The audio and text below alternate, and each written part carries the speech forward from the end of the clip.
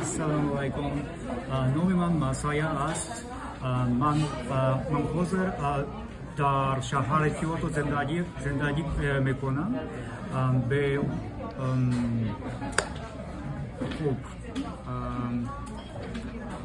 خوب خوش اومدم به شهر کیوتو. تشکر. شما در تاجیکستان بودید؟ بله. در دوشنبه افسوسی فقط در دوشنبه بودم و در ازبکستان بودم. در کدام شهری ازبکستان بودید شما؟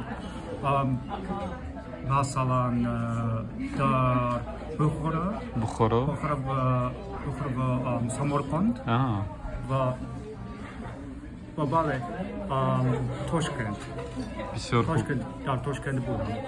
در آینده هم نیت دارید باز هم به تاجیکستان روید؟ انشالله بله. تشکری زیاد. مشکلات نیست.